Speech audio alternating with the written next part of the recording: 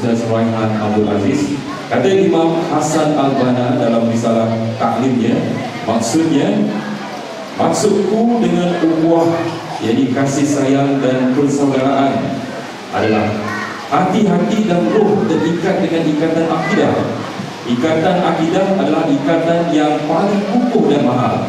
Persaudaraan sebenarnya adalah persaudaraan iman, dan perpecahan itu adalah saudara kepada kekufuran.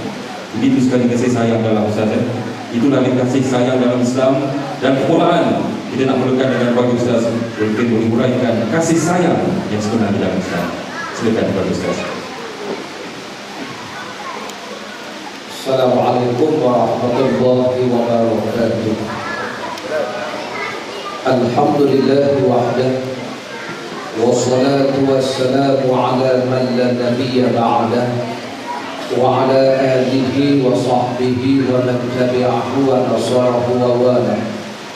Allahumma fasalli wa sallim ala sayyidina Muhammad wa ala alihi wa ashabihi ajma'in. Qala Allah Ta'ala fil Qur'anil Karim, a'udzu billahi minasy syaithanir rajim. Qul in kuntum tuhibbunallaha fattabi'uni yuhibbukumullah wa yaghfir lakum dhunubakum wallahu ghafurur rahim. Shadaqallahul azim. Yang saya muliakan Tuan Moderator kita pada malam ini, penyampai radio kita FM Haji Zulastri Muhammad, yang biasa kita dengar suara beliau di turung-turung radio. Saya pun pertama kali dengar radio macam tua tapi belum beliau. Itulah suara tidak memainkan peranan.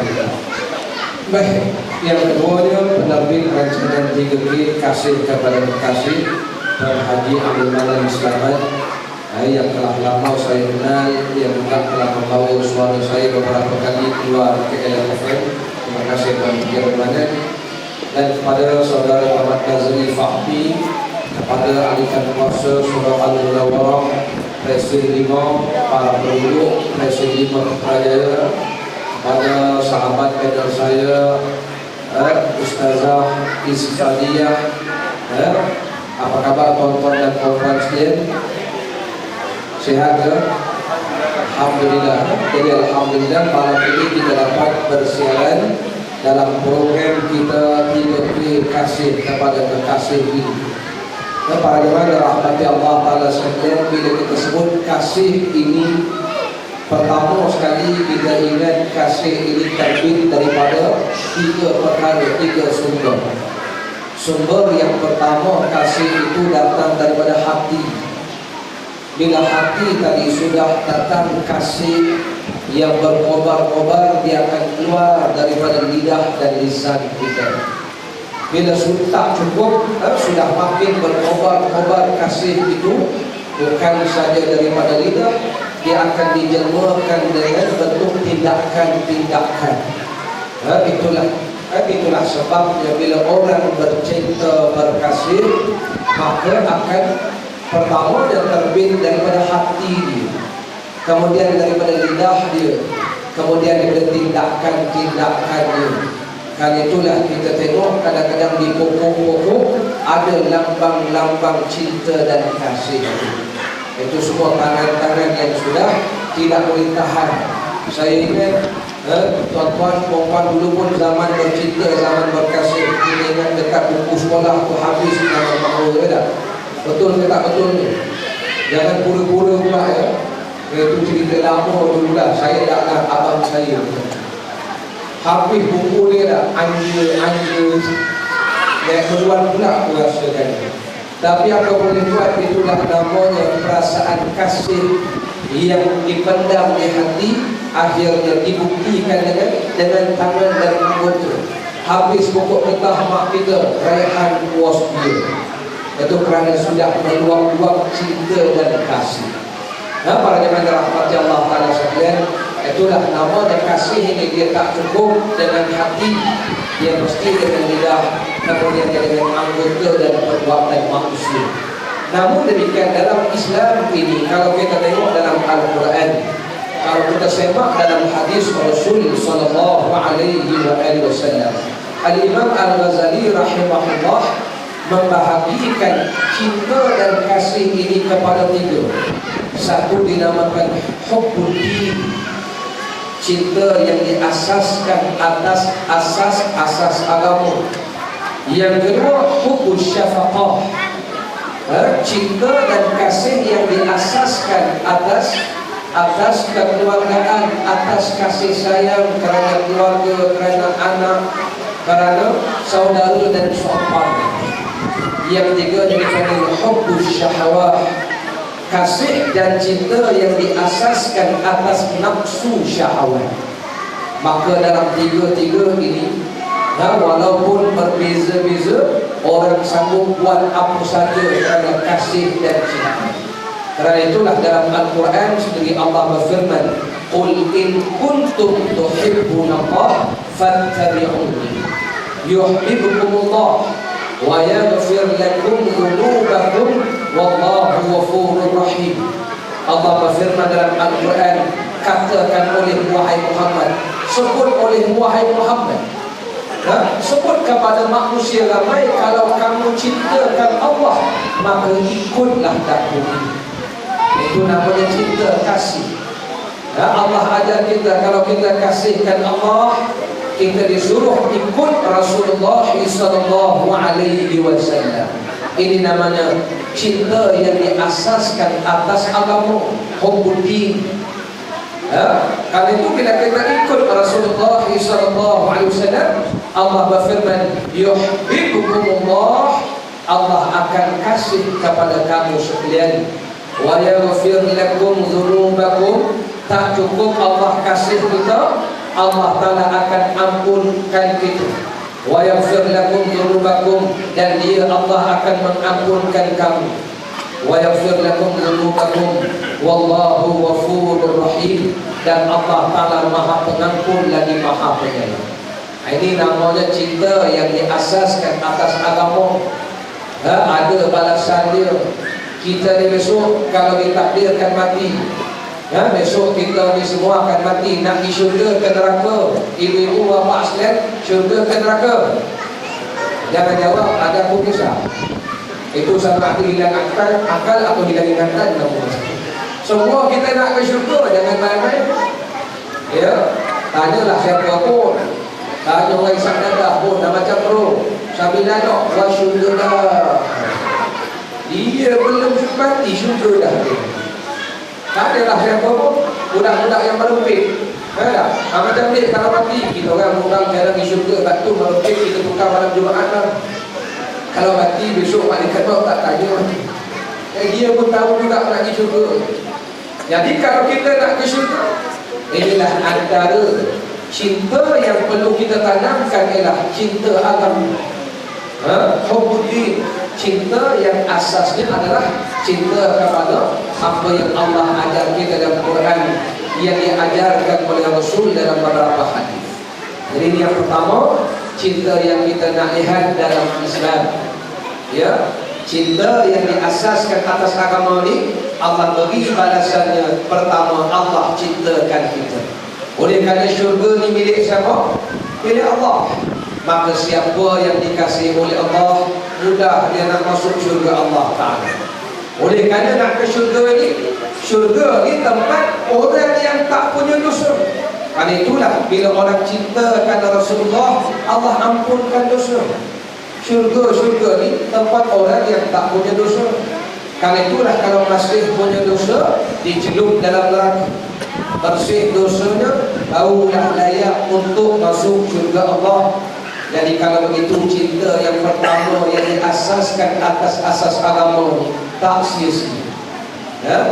Sebab itulah Rasulullah sallallahu alaihi wasallam sendiri, apabila satu hari datang seorang Badui Arab, ketika Rasulullah sedang berceramah, berkhutbah, dia tanya, mata sa'ah, bilakah nak berlakunya kiamat, bila kiamat itu?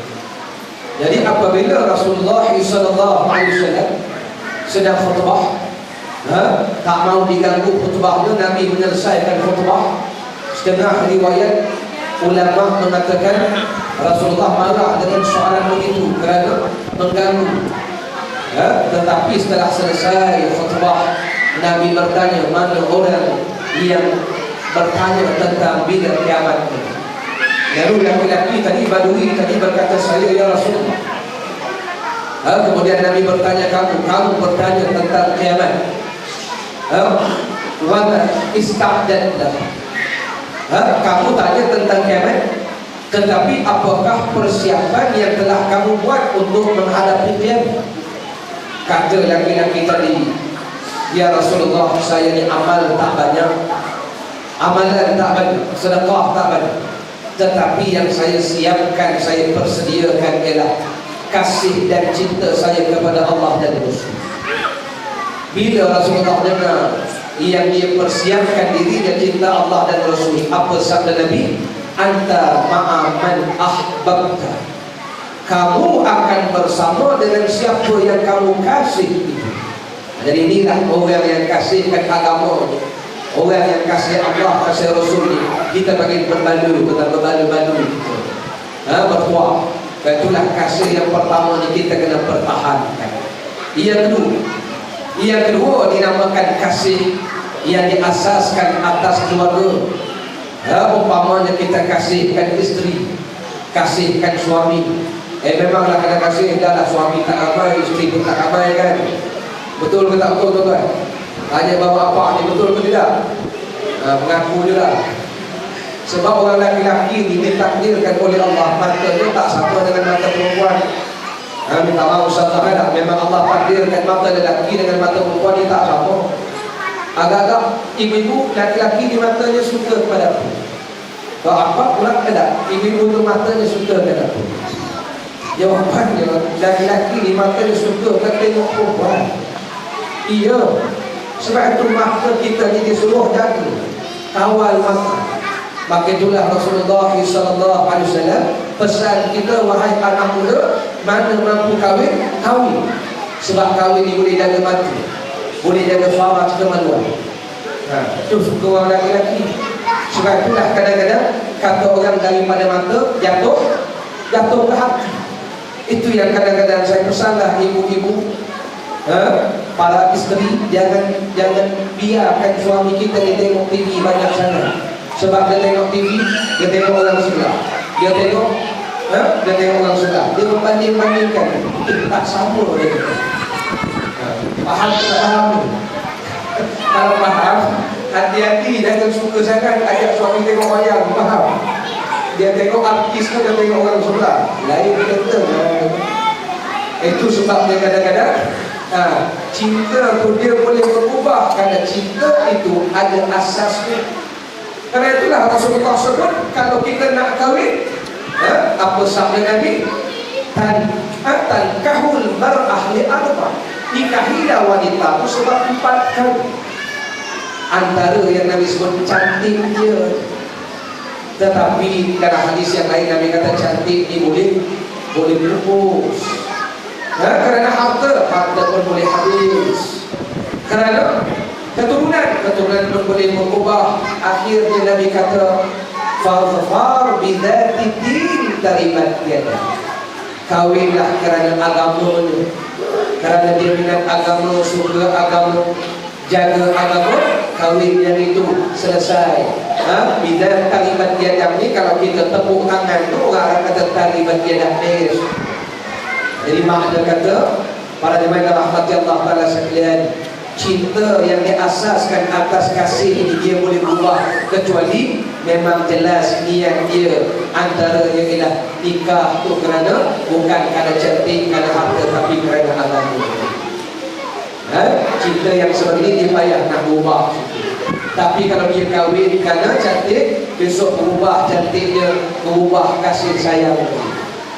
Karena itu kita dengan anak-anak, jangan cinta anak kerana para syurga. Jangan cinta dan kasih anak kerana kelulusan dia, yang ni pandai, yang ni tak pandai, lebihkan yang pandai, yang tak pandai itu dikurangkan sayang. Jangan. Kerana nanti belum tentu yang pandai itu yang menjaga kita bila kita dewasa, bila kita tua. Rupanya anak yang tak pandai itulah yang tak kerja 24 jam mengurus mak ayah dia yang dah tua. Betul atau tidak? Baik itu jangan kita cinta dipegang hukum syafaqah ni, jangan asas kita kepada benda material, para suruh, pangkat, jawatan dia. Jadi kalau itu cinta yang kedua, biar kita ada asas yang jelas. Yang ketiga, cinta yang diasaskan atas syahwat. Yang inilah yang berlaku kepada anak-anak muda, remaja-remaja. Begitu juga dengan golongan-golongan yang tua. Baru ini kita menyambut dalam negara tahun ini tak ada sambutan Valentine's Day kan? Tetapi sahabat saya buat operasi di restoran-restoran. Apa yang menjadikan masih ada anak-anak muda kita yang menyambut Valentine's Day ini, dan ada yang paling menyedihkan, pasangan yang ditashkil, yang dinasihatkan itu suami orang dengan isteri orang. Ini benda yang paling menakut dan malam sekali. Tetapi kita tahu cinta yang terbit, kasih yang terbit suami dengan isteri orang sebenarnya tidak lebih melainkan kasih atas dasar syahwat. Kasih yang diasas atas syahwat ini tak kekal lama. Apabila syahwat dia sudah dapat dilepaskan, dia tinggal orang tersebut. Ini yang berlaku. Kan itu bila anak-anak dara itu sudah mengandung, tak ada jantan yang nak mengaku, tidak ada yang mahu bertanggungjawab. Kerana cinta dan kasih tadi bukan diasaskan atas asas agama. Dia bukan asas atas kasih sayang keluarga, tapi diasaskan atas asas syahwat semata-mata. Maka apabila syahwatnya sudah dapat dilepiaskan, ditinggalkan saja. Inilah yang disebut dalam pepatah. Apa nama pepatah kita kata? Habis madu, sepah dibuang. Bukan sepatu kena buang kan? Sepah dibuang. Sepatu dah kata dua je. Baik nak sebutkan kepada kita, itulah kasih sayang kita ini biarlah atas asas agama. Kerana kasih yang berasaskan agama itulah, hadirin hadirat, yang akhirnya bertuah dan berbaloi, beruntung kita. Karena itu kesimpulan yang saya nak buat. Apabila kasih ini yang terbit daripada hati, dia akan keluar di lidah. Karena itulah saya nak mengambil kesempatan yang sedikit ini sebelum saya tangguhkan dahulu.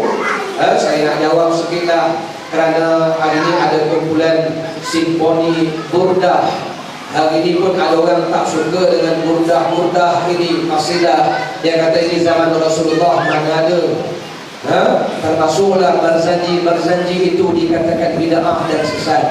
Saya cuma nak respon satu perkara saja, bahawa ulama-ulama dulu-dulu ni, sebagaimana cinta dan kasih mereka kepada Allah dan Rasul, oleh kerana cinta ni datang daripada hati tuan-tuan, maka dia bila sudah membuang-buang dipanggil semakin menggelegak, dipanggil menggelegak dalam jiwanya cinta ini, dia akan terbit di lidah. Begitulah cinta para ulama terhadap Rasul sallallahu alaihi wasallam. Bila sudah cinta yang sampai ke puncak, mereka akhirnya memuji-muji dia dengan syair-syair, qasidah memuji Rasul. Tak cukup dengan syair, mereka menulis dengan tangan mereka qasidah dan puji-pujian ini.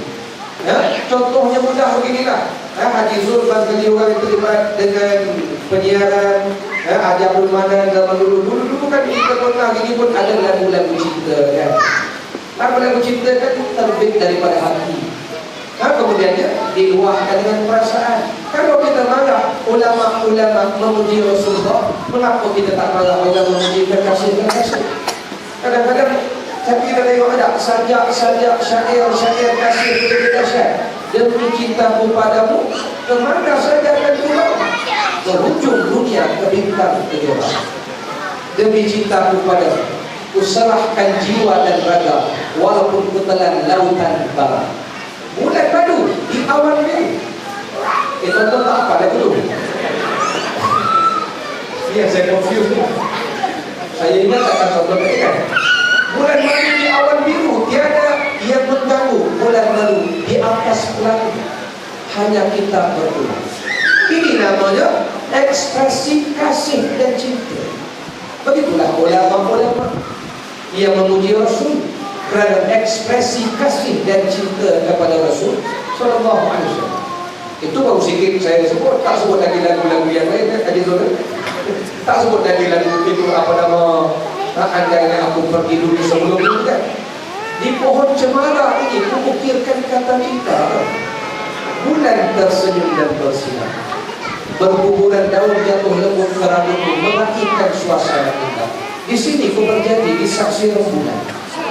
Andainya aku pergi dulu, jikalau aku pergi dulu, ku nantimu di pintu. Yalah, dia nak masuk surga tak dapat tunggulah kat pintu dulu sudah. Itu lagu siapa tu? Lagu siapa? Terima kasih. Itu saya nak ingat kawan-kawan saya beritahu lagu tu. Saya pun tak apa. Itu lagu dulu dia ada sedih dia kan. Lagu sekarang ni tak syok. Awak tak bantu, awak tak bantu. Apa-apa. Ada ini dekat lagi. Boleh dekat sekian dan saja. Kita tahu dua bila Taufik dan Hidayah. Teruskan bersama dengan yang berbahagia Ustazah Izfadia. Beliau bukan dalam seorang kerana kasih sayangnya. Beliau datang bersama dengan suami yang kita ada dekat belakang aku. Apa khabar Ustaz? Kalau dekat radio, kalau lagu aku tanya apa khabar. Okey. Baik, kita nak bersama dengan yang berbahagia Ustazah Izfadia. Dan soalan untuk Ustazah, Nabi SAW bersabda, sesungguhnya Allah hanya menyayangi hamba-hambanya yang menyayang. Orang perempuan ini penuh dengan kasih sayang, penyayang dan suka kepada kasih sayang. Islam menggalakkan kasih sayang. Mungkin dapat dikaitkan dengan iman dan ibadah kita kepada Allah. Assalamualaikum warahmatullahi wabarakatuh. Alhamdulillah, alhamdulillahi ahad, Allahus samad, lam yalid wa lam yulad wa lam yakul lahu kufuwan ahad. Wassalatu wassalamu ala rasulillahi wa ala alihi wa sahbihi wa mawali. Apa khabar semua? Baik, alhamdulillah. Terima kasih kepada moderator kita, penyampai radio KLFM Haji Zulastri Muhammad. Seterusnya penerbit rancangan 3K kasih kepada terkasih Haji Manang Selamat dan juga saudara Muhammad Nazri Fahmi, AJK Surau Al-Munawwarah. Terima kasih kerana menerima kehadiran kami. Dan yang paling istimewa adalah penduduk Presin 5 Putrajaya. Semoga Allah merahmati anda dan kita semua. Dan kita sekarang ini sedang mencari ilmu di taman-taman syurga Allah.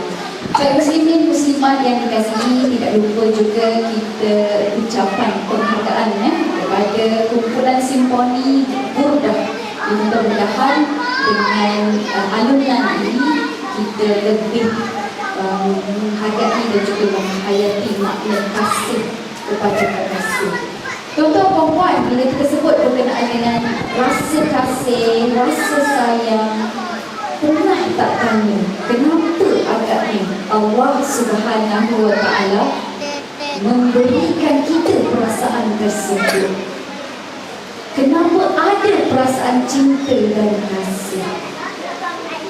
Dan memang alhamdulillah panelis kita, panelis Ustaz Raihan Abdul Aziz yang saya hormati telah menyatakan secara jelas bahawa sebenarnya cinta dan kasih sayang ini ada peranan dia. Jadi peranan kita tak lain tak bukan adalah untuk mencintai Allah Subhanahu wa Ta'ala. Izinkan saya tuan-tuan dan puan sebelum menjawab soalan moderator kita reflect balik ataupun kita tengok balik.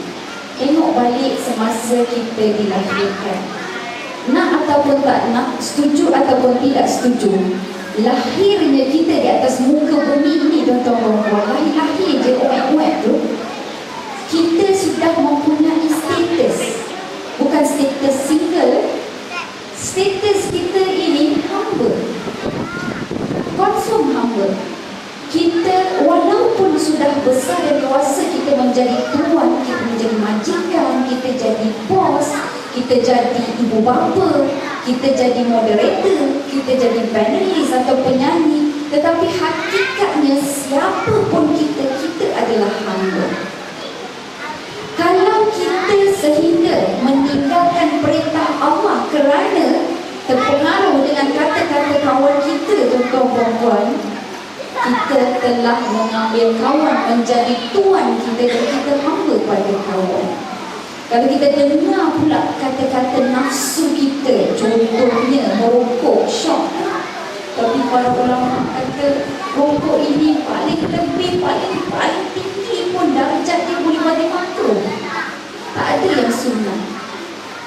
Yang dahsyat hukum dia adalah haram, tuan-tuan dan puan-puan. Tapi oleh kerana apa? Kerana mungkin nafsu kita tidak mampu mengatasi nafsu kita, maka kita telah menjadi hamba pada rokok, contoh. Dan kalau dah dapat pasangan yang lebih dominan, ada masa dan tikanya, terkadang pasangan kita ini tidak mahu pula ataupun tidak menyokong kita untuk taat pada Allah Subhanahu wa Ta'ala. Payahlah balik rumah mak. Contohnya, rumah mak ni serabut, tidak duit. Contoh. Jadi, tak secara langsung tuan-tuan puan-puan, kita telah menjadikan diri kita sebagai hamba kepada pasangan. Kalau kita buat sesuatu kerana duit, kita jadi hamba pada duit. Kalau kita buat sesuatu kerana pujian, kita menjadi hamba pada pujian. Kalau kita buat sesuatu kerana pangkat dan nama, kita telah menjadi hamba kepada pangkat dan nama. Tuan-tuan, kita tidak ada pilihan selain daripada menjadi hamba. Tetapi kita semua mempunyai kebebasan untuk memilih siapakah tuan kita, siapakah yang layak menjadi tuan kita. Jadi sudah tentu kita kena bijak dalam memilih siapa tuan kita, sebab kita tidak mahu terlantar menjadi hamba yang hina-jina, tidak ada harga. Jadi kesimpulannya tuan-tuan, pilihlah Allah sebagai tuan kita agar kita menjadi hamba yang sangat mulia. Itulah rintihan kasih kepada kekasih. Contoh, kalau kita pilih Allah, azan subuh sudah berkumandang, mata dah buka, tuan-tuan dan puan-puan, rasa hati kata, solat subuh dah. Solat subuh dah, hati dah terdetik dah, tu dah ada panggilan untuk solat fajar. Tapi kemudian ada lagi bisikan lagi, apalah, syok nak tidur, ada satu nak kerja, sampun tidur balik tuan-tuan puan-puan. Kita telah memilih nafsu kita menjadi tuan berbanding Allah Subhanahu wa Ta'ala. Itu sebagai contoh. Baik, saya suka tadi apabila panelis kita disebut, panelis pertama kita, Ustaz Radhan ada sebut ayat berkenaan dengan betapa kita nak mencintai Allah ada caranya. Qul in kuntum tuhibbunallaha fattabi'uni yuhibbukumullah. Bila nak cintakan Allah, dia ada syarat. Syarat dia kena patuh pada Nabi, ikuti Nabi. Tapi mana mungkin kita boleh ikut Nabi selama mana kita tidak mempunyai cinta terhadapnya. Jadi kita kena cetuskan cinta kita kepada Nabi Muhammad sallallahu alaihi wasallam. Tapi ada lagi kategori lain. Kita tidak mungkin mencintai Nabi Muhammad sallallahu alaihi wasallam seandainya kita tidak ada rasa kasih kepada orang lain, ibu bapa kita, jiran tetangga kita. Sebab apa? Baginda Nabi yang tercinta ini sallallahu alaihi wasallam ada menyatakan, la yu'minu ahadukum hatta yuhibba li akhihi ma yuhibbu li nafsihi. Tidak beriman salah seorang dari kepada kita ini sekiranya kita tidak mampu untuk mencintai orang lain melebihi cinta dia, sama cinta dia dengan terhadap diri. Tuan-tuan dan puan-puan, rupa-rupanya antara asas ataupun langkah-langkah utama untuk kita mencintai Nabi, kita kena berupaya mencintai orang lain. Barulah kita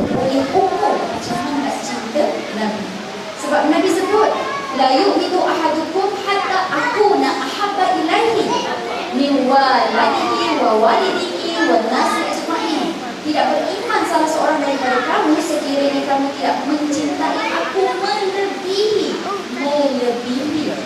orang lain, iaitu ibu bapanya, anak-anaknya dan juga manusia sejagat. Rupa-rupanya ada step-step tertentu yang perlu kita ikut. Jadi saya simpulkan di sini, tuan-tuan, kalau nak mencintai Allah, kita kena tahu cara bagaimana nak mencintai diri sendiri terlebih dahulu. Bila dah cinta diri sendiri, kita akan mencintai orang lain. Bila cinta orang lain, kena cinta pada Nabi. Ukur cinta dia sama, tuan-tuan. Ukur cinta dia sama. Sebab itu Nabi Muhammad SAW kita menyebut berkenaan dengan kasih sayang wanita ini. Sebab wanita ini dia terkenal dengan kasih sayang dia, kasih sayang keibuan dia, sifat-sifat keibuan dia. Walaupun sakit mengandung, sakit bersalin dan sebagainya, kena operate, kena bedah, tapi bila merancang nak mengandung lagi, tak ada masalah pun. Tiba-tiba tahun depan mengandung lagi. Macam saya anak 6, rasanya lah kalau yang pertama tu dah serik dah, tak nak bersalin lagi. Sebab sakit dia bersalin. Tapi oleh kerana apa? Rasa cinta dan kasih kita kepada anak-anak. Ya, jadi tuan-tuan perempuan, Nabi Muhammad SAW telah menggunakan kasih ibu ini untuk memberi satu kiasan bagaimana cinta Allah terhadap kita. Ini gunanya cinta. Jadi baru kita tahu matlamat cinta ini sebenarnya adalah untuk Allah Subhanahu Wa Taala. Satu masa Umar Al-Khattab dia menceritakan bahawa Nabi Muhammad SAW melihat seorang wanita waktu itu selepas peperangan. Jadi kawanan-kawanan perang telah dikumpulkan di satu tempat, tuan-tuan. Jadi wanita ini seorang ibu rupanya. Dia sedang mencari anak dia. Dia cari anak-anak dia daripada kalangan yang kanak-kanak bayi yang masih menyusukan. Dia masih menyusukan. Jadi daripada satu tempat dia cari. Dan Nabi Muhammad SAW memperhatikan peristiwa ini. Kemudiannya Nabi Muhammad memanggil para sahabat dan disuruh tengok ibu itu. Tengok ibu. Jadi apa ibu tu buat? Dia pilih seorang anak daripada satu bayi kepada satu bayi sebab nak cari anak dia. Dapat satu bayi tu, dia peluk, dia cium dia. Kemudian dia bagi susu dan tuan-tuan. Kemudian sini berganti sebab dia rasa sayang terhadap anak-anak. Sampai nak mencari anak sendiri. Jadi kemudian Rasulullah SAW mengambil kesempatan itu dan bertanyakan kepada para sahabat, adakah kamu kira ibu itu akan mencampak anaknya ke dalam api? Para sahabat jawab, tidak, sudah tentu tidak, ya Rasulullah. Dan apa kata Nabi? Cinta Allah melebihi cinta wanita itu terhadap anaknya. Masya Allah. Nabi Muhammad SAW menggunakan rasa cinta, kasih kita yang biasa-biasa ini untuk mengukur cinta Allah terhadap kita. Dan sebab itu sangat-sangat layaklah kita dan sangat-sangat wajiblah kita membalas cinta Allah Subhanahu Wa Taala dengan mengikuti dan mencontohi junjungan tercinta kita Nabi Muhammad Sallallahu Alaihi Wasallam. Tuan-tuan boleh lihat sekarang para ibu yang sangat mencintai anaknya. Siapa-siapa yang ada ikut media sosial baru-baru ini kisah kemalangan negeri di mana seorang ibu yang sangat dalam keadaan luka parah, tuan-tuan. Bila dia dengar bayinya selamat dan bayinya itu menangis, dia minta bayi tersebut dan dia sempat menyusukan anak itu sebelum ibu itu menghembuskan nafas.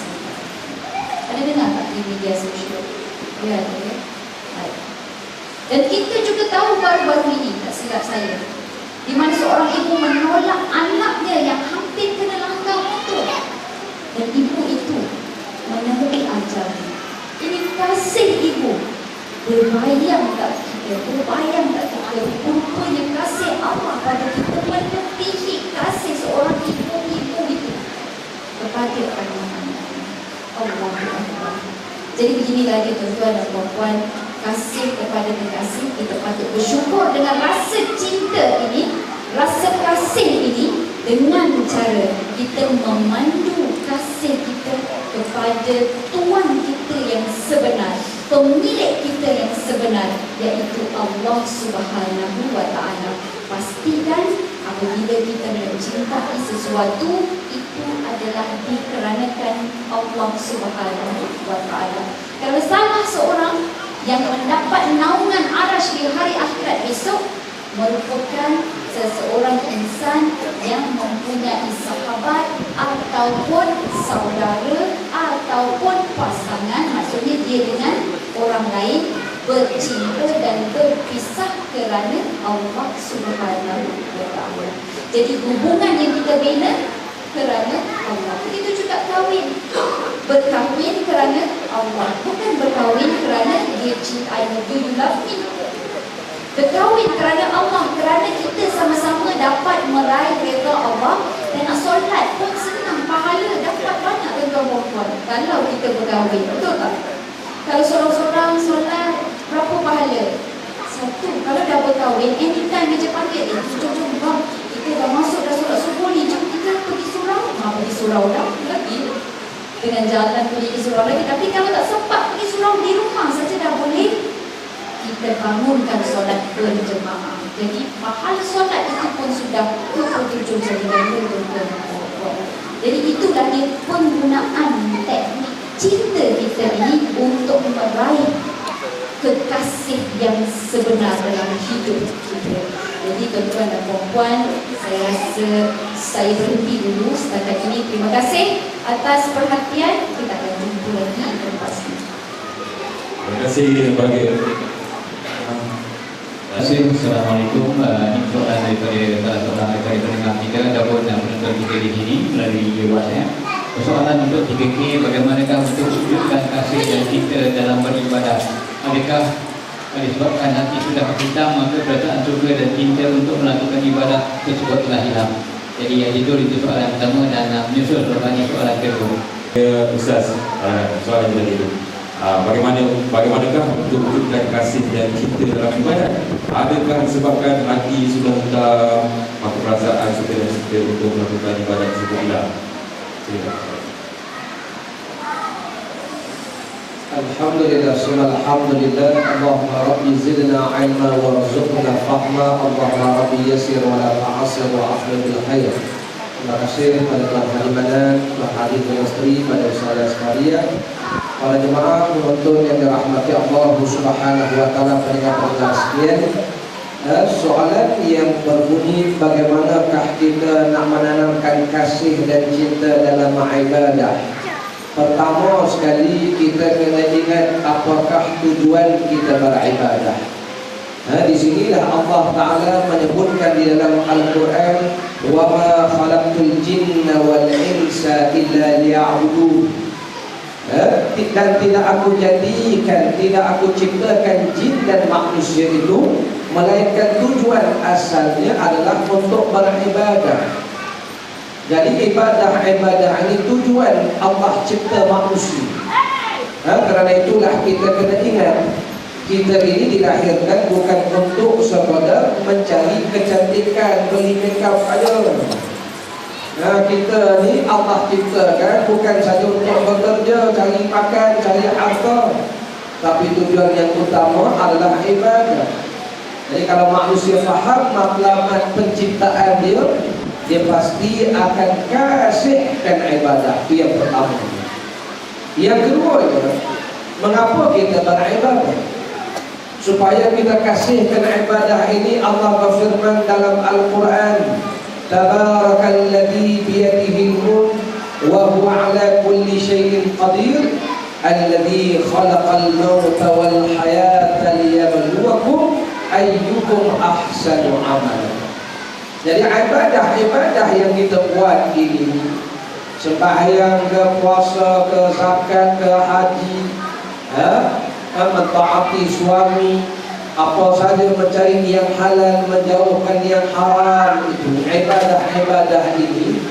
Kita ingat bahawa ibadah itu kalau kita tak buat, kerajaan Allah tak untung. Kalau tak berzakat, Allah tak akan jadi apa-apa ke dana. Kalau kita tak buat apa-apa pun tidak terhiris sedikit pun kerajaan Allah yang maha agung, yang maha besar. Kalau itu untuk apa kita beribadah? Jadi Allah berfirman, ibadah itu tujuannya nak tes je, nak uji kamu je. Yang mana siapakah di antara kamu itu ahsanu amala, yang amalannya bagus. Macam kita lah, kadang-kadang diberi peperiksaan kan, ada tes. Untuk apa ada periksa tu? Nak tengok siapa yang cerdik, siapa yang tak cerdik. Nak tengok siapa yang faham, siapa yang tak faham. Ini faham ke tak faham? Faham, alhamdulillah. Tidak kita tes ni. Itu namanya Allah Ta'ala bagi ibadah itu bukan Allah mengambil manfaat, tetapi Allah Ta'ala suruh kita ibadah, nak uji yang ini.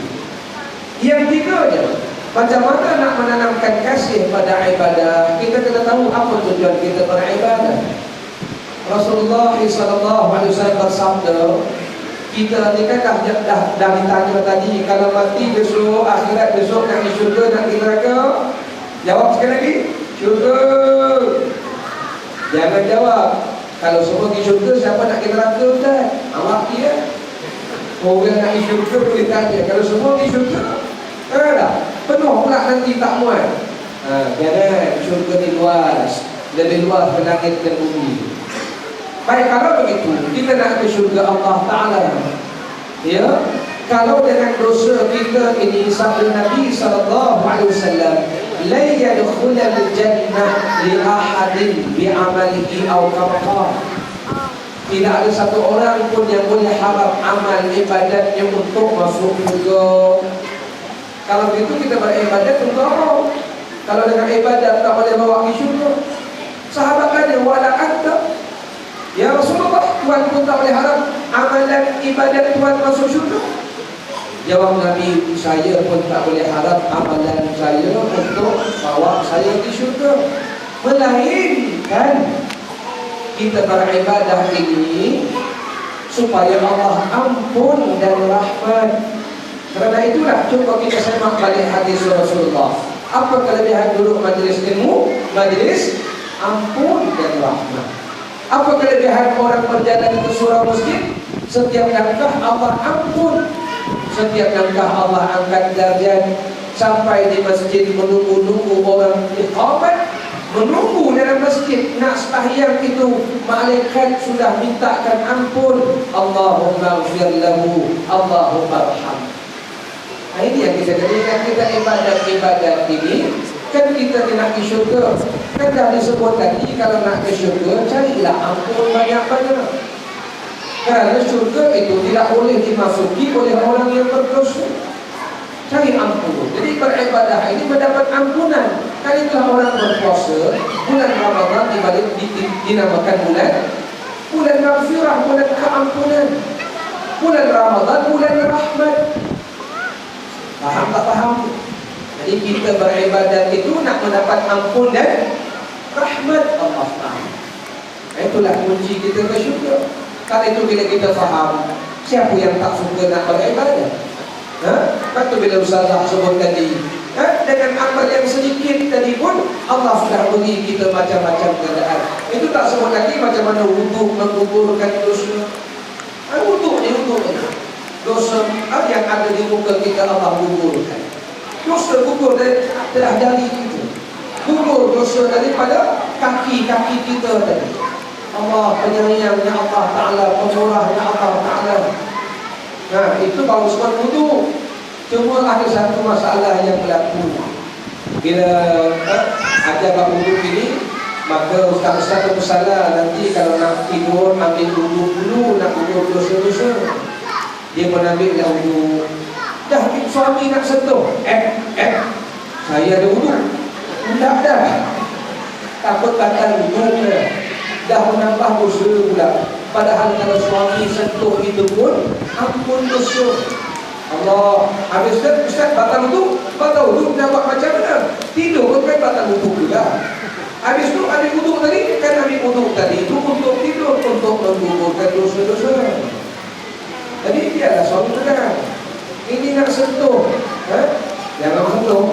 kan ada wudhu.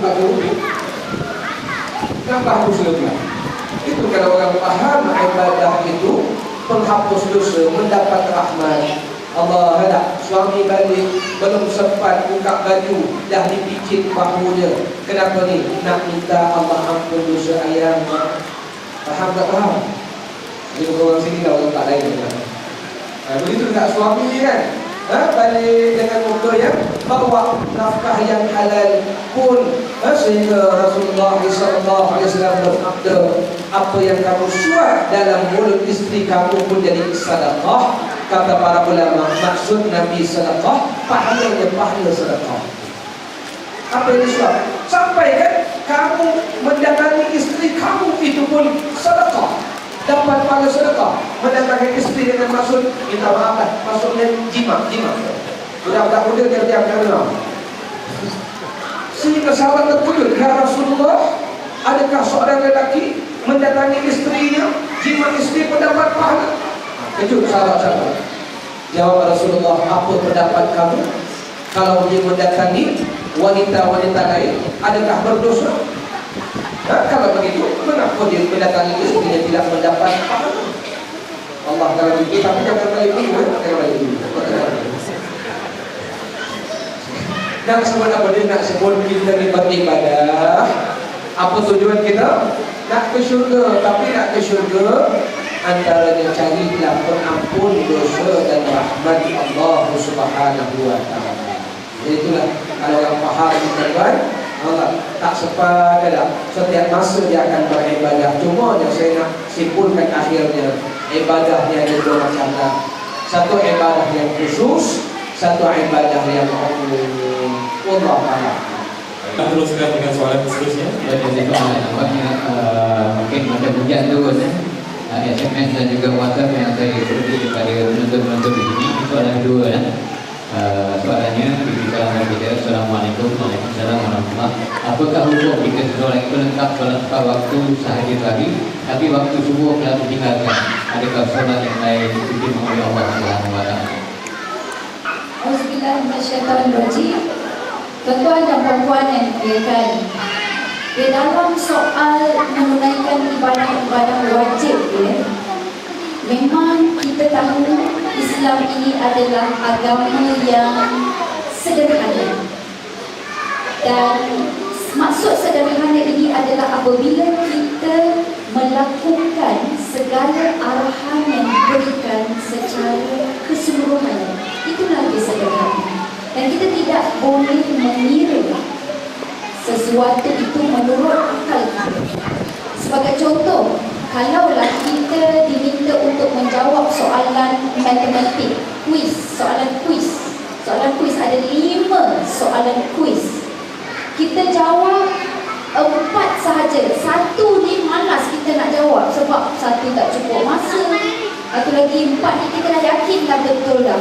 Bila cikgu cek, cikgu tengok soalan-soalan ni 4 betul, 1 dah tak bagi markah sebab tak jawab soalan. Jadi markah kita 4/5. Lulus ke gagal? Lulus. Kalau 3/5 lulus ke gagal? Lulus. 2/5 yang itu yang buat gagal. Sebab kita kira separuh 50% markah lulus. Tapi bagi Allah Subhanahu wa ta'ala, Dia mengarahkan kita supaya udkhulu fis-silmi kafah. Masuklah, kalau kita ni dah Muslim, masuk Islam secara keseluruhannya. Secara keseluruhannya, tuan-tuan dan puan-puan. Jadi kita 5 kalau Allah bagi solat, kita tak boleh dikira dengan matematik kepala kita. 5 bermaksud 5. Jadi kalau kita solat 4 waktu, tidak solat subuh. Jadi 4/5. Agak-agaknya Allah terima ke tak? Allah terima tak solat hari itu? Wallahu a'lam. Tapi cara yang terbaik adalah kita berusaha untuk menunaikan keseluruhan. Jadi apa yang Allah arahkan, kita tunaikan, kita usahakan. Susah nak bangun subuh, pasang alarm, pasang lonceng. Tak ada pasang alarm, minta tolonglah jiran kita, pakat jiran kita sama-sama WhatsApp atau calling. Macam bulan Ramadan boleh je sambung kan dengan jiran. Lepas tu belum kita hari ni masalah nasi, masak apa, dia serak lagi dalam bulan Ramadan, sambung sebab nak ingatkan kejut sambung. Yang bersyukur tuan-tuan, kita pun boleh juga membantu sahabat kita untuk ingat-ingat, saling mengingati untuk mengerjakan solat. Jadi itulah dia, mudah-mudahan kita faham apa yang Allah berikan sebagai package sebenarnya adalah semuanya untuk kebaikan kita. Jadi bukan Allah yang memerlukan ibadat tersebut, tetapi sebenarnya kita lah yang sangat-sangat memerlukan ibadat itu dalam kehidupan kita. Seterusnya dan insyaAllah untuk keluarga Ustazah pula di mengenai sikap Ustazah, ada yang kata sekarang ni sifat dan juga sikap kasih sayang sudah runtuh. Ada yang tidak segan sebelum melakukan sesuatu yang boleh memudaratkan atau yang boleh menyebabkan orang lain tidak selesa. Contohnya macam buang sampah. Memang betul buang sampah Ustazah, tapi ini buang sampah itu suka hati. Sekarang ni pula kereta pun dah banyak, letak kereta pun suka hati. Macam kata Ustaz tadi, semua ujian. Kadang-kadang pun kita tengok tempat letak kereta pun sajalah. Dulu letak PCR kadang-kadang tu kereta berlapis-lapis Ustazah. Kita nak marah pun kita tengok kereta ni ada tulis ayat-ayat suci pun ada kat situ. Nak marah pun tak jadi Ustazah. Baik Ustazah, mungkin kita boleh kaitkan apakah yang boleh kita sentuh dengan sikap Ustazah. Silakan. Bismillahirrahmanirrahim. Terima kasih kepada Yusrasti. Dalam hal ini saya secara peribadi akan mengaitkan dengan poin saya yang pertama dari tuan-tuan. Sebab apa? Sebab apabila kita nak mendapat martabat, nak dapat redha Allah, kita kena ada kualiti tahu macam mana kita mencintai diri sendiri, kan? Dia ada step-step dia. Nombor satu, cinta diri sendiri. Lepas tu cinta orang lain sebagaimana kita cinta pada diri sendiri. Kemudian kita mencintai Nabi melebihi cinta kita pada diri kita dan juga orang lain. Barulah kita boleh mencintai Allah Subhanahu Wa Taala. Tetapi cinta kita dia tak akan sampai pada Allah. Tak boleh nak cinta dengan Allah kalau cinta yang basic asas tu, cinta pada diri sendiri, dah gagal. Macam mana boleh gagal? Yang itu yang saya jelaskan tadi, gagal meletakkan siapa Tuhan kita yang sebenarnya. Jadi kita letak nafsu kita di hadapan, contohnya tuan-tuan. Cuba tanya pada diri kita, sejauh mana kita sayang pada diri kita.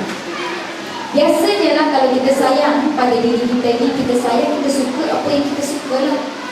Okay, banyak makanan kita suka kuih lapis. Kuih lapis lah kita pilih, kuih lain kita tak pilih. Kita suka telur goreng, jadi makanan kita hari-hari masak telur goreng. Kita suka telur Farida, jadi kita telur Farida, berwarna-warni telur Farida dalam rumah kita, berbagai-bagai bentuk lah sebab kita suka. Tetapi kita terlupa untuk cek balik apa yang kita suka ini senari tak dengan apa yang Allah suka. Sebab akhirnya nanti apa yang kita suka ini Allah akan tanya, Allah akan persoalkan, dan Allah akan hisab. Inilah dia sesuatu yang perlu kita faham. Cinta rupanya adalah tanggungjawab dan amanah. Melihat diri kita sebagai amanah. Jadi kalaulah nak tengok diri kita sayang dengan diri kita, sebenar-benar kasih atau sebenar-benar sayang ni macam mana? Senang aja. Lepas ni nanti ataupun waktu makan, kita pergi pilih makanan lauk mana tuan-tuan. Kalau kita tak nak sayur, kita ambil lauk je. Sedangkan kita tahu tubuh kita ini perlukan sayur, maksudnya kita tak sayang diri kita tuan-tuan.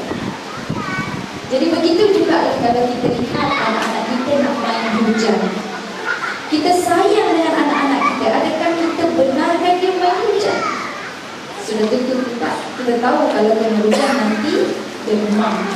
Anak-anak mengamuk macam mana pun kita tidak akan benarkan dia main hujan. Dalam kata lain, kita paksa anak-anak ini supaya duduk dalam rumah supaya tidak main hujan.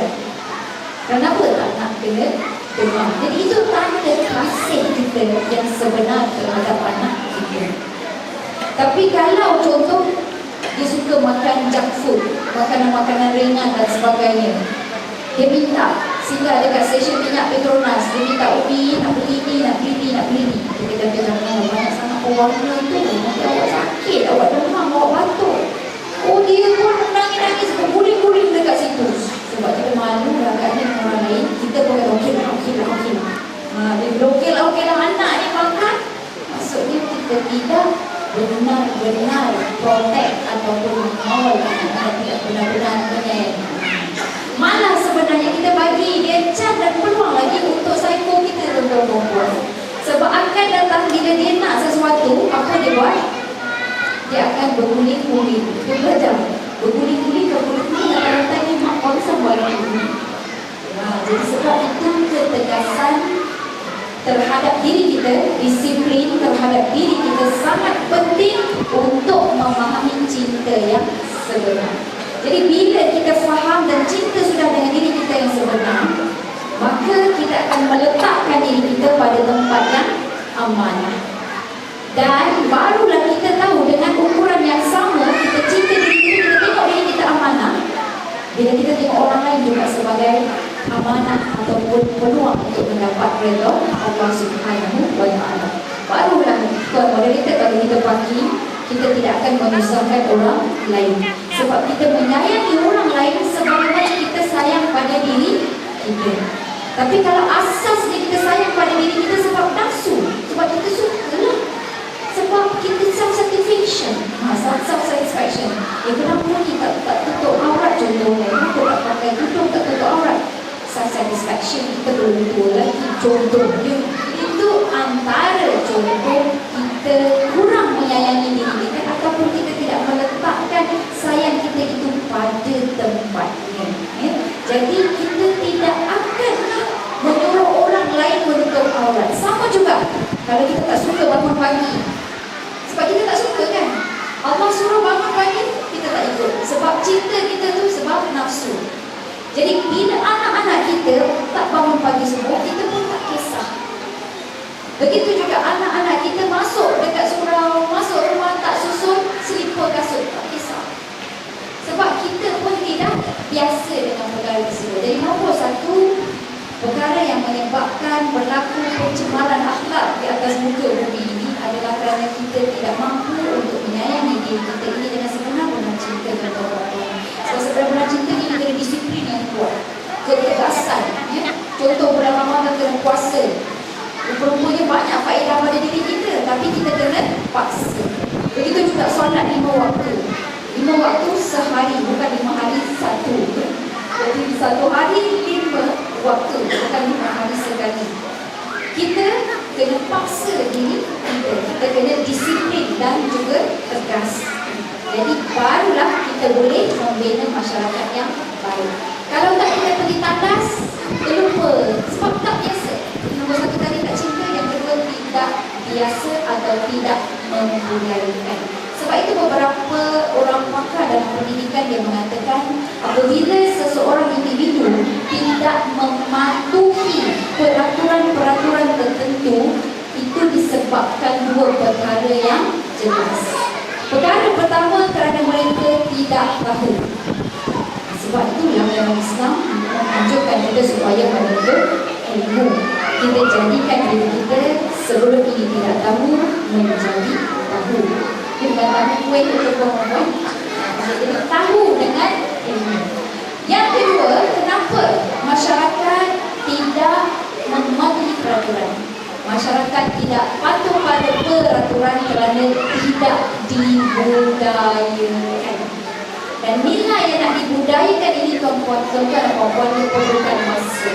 Contohnya budaya solat, contoh budaya solat. Allah Subhanahu wa Ta'ala mengarahkan baginda Nabi Muhammad sallallahu alaihi wasallam memimpin kita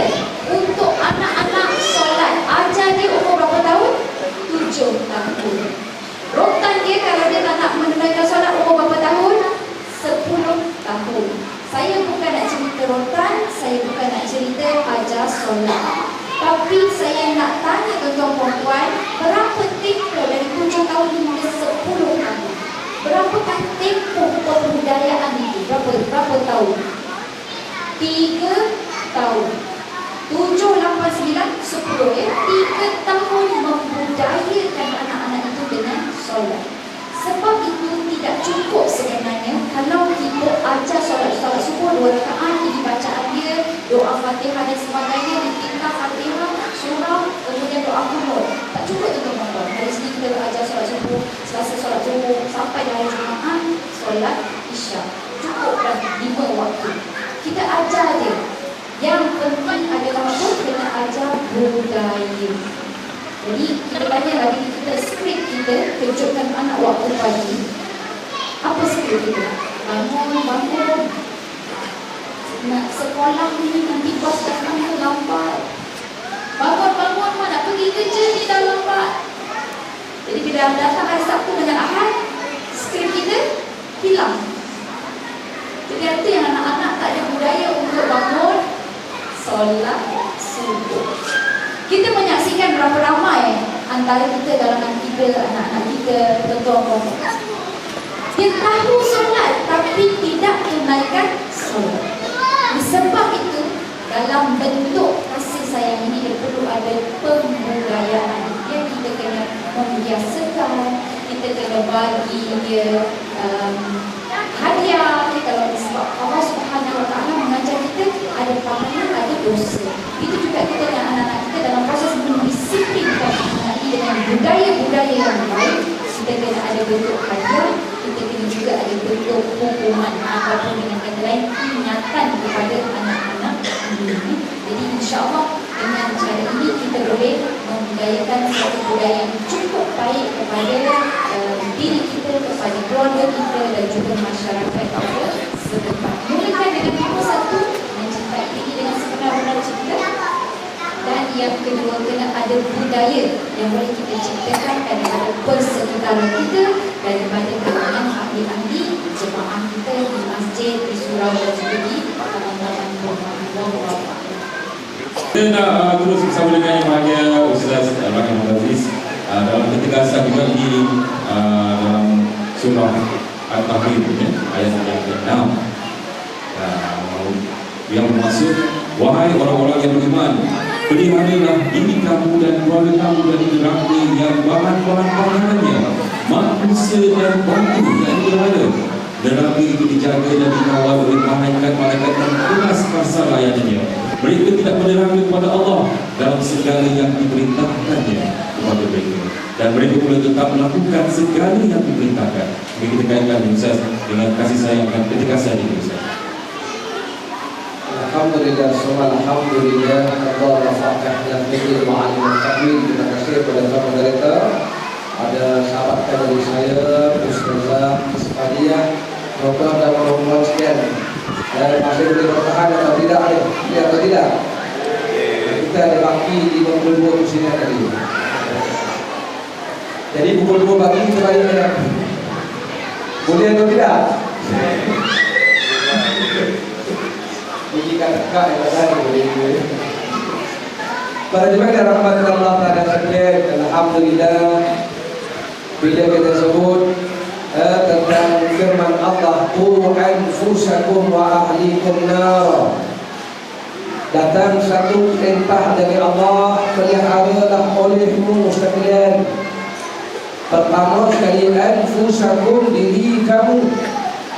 Yang kedua wa ahlikum, peliharalah anak-anak ahli keluarga kamu. Nara, daripada menjadi bahan bakar neraka.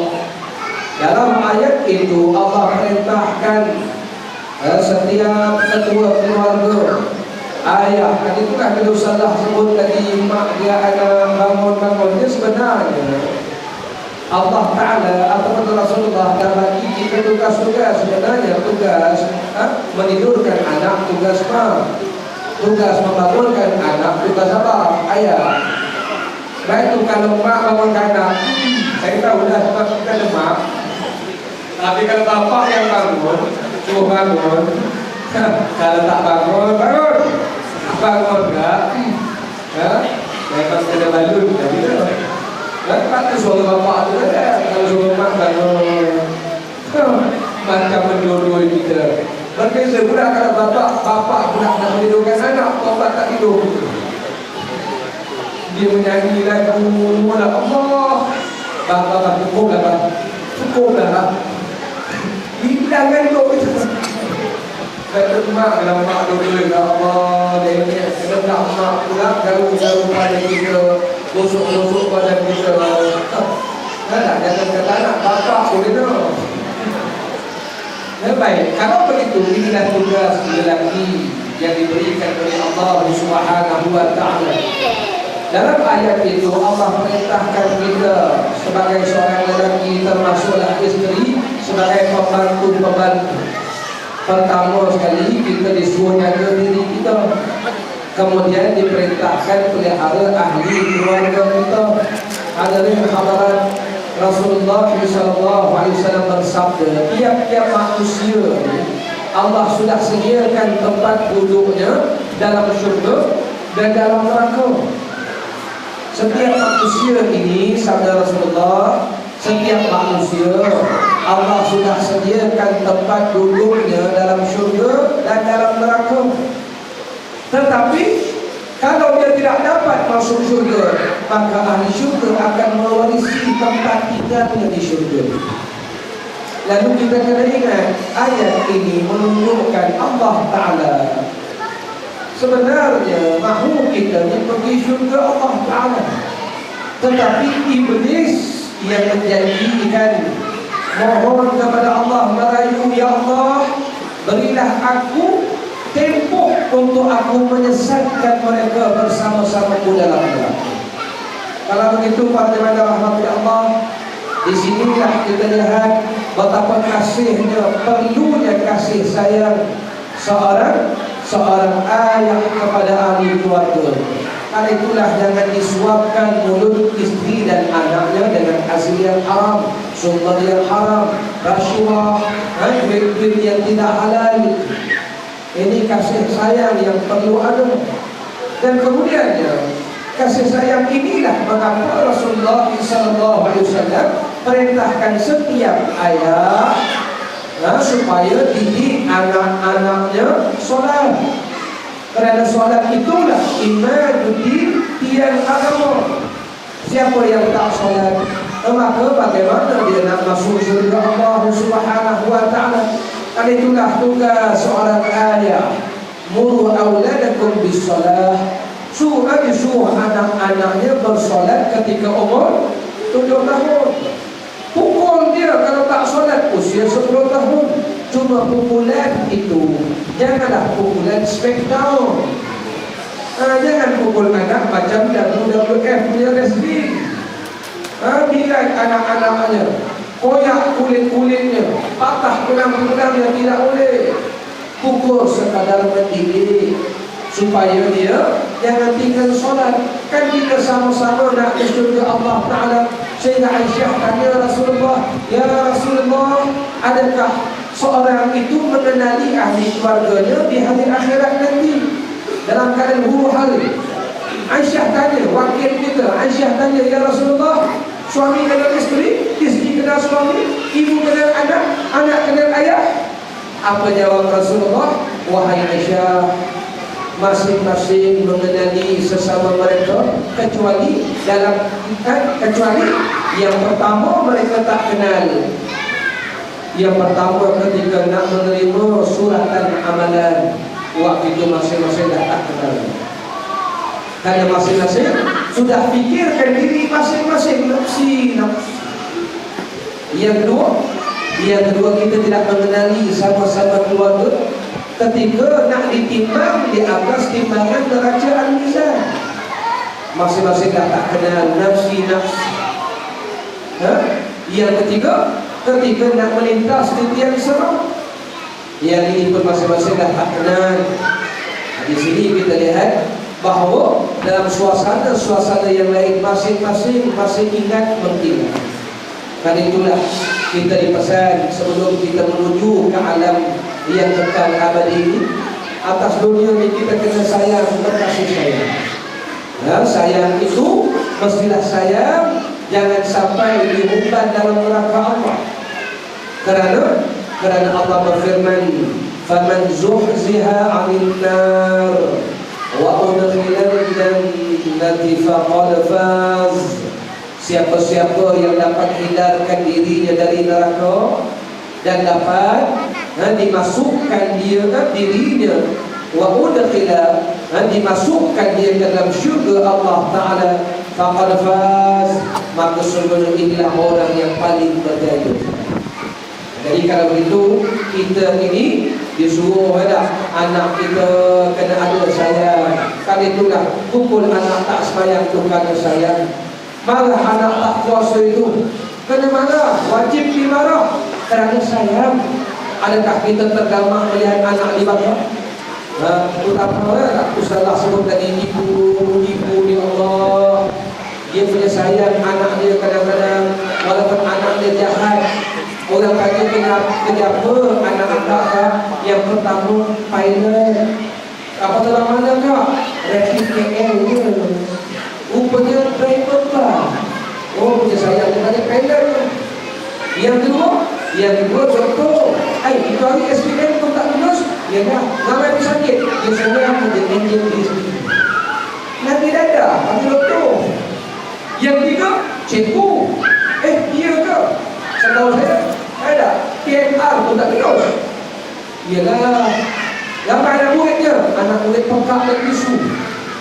Orang kampung saya tahu kan, murid kata, dia panggil cikgu. Anak murid pekak bisu bagi-bagi, dia panggil pakcik. Ngajar. Zaman anak murid adalah orang belakang, orang kampung. Dia panggil cikgu pun dia bawa pensil dia, alam di atas pensil.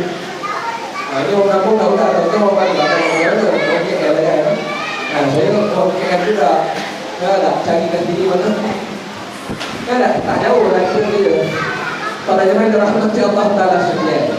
Jadi itu namanya saya minta kepada anak isteri suami kita. Kali itulah kita disuruh nasihat menasihati dalam bab ibadah, dalam bab halal dan haram.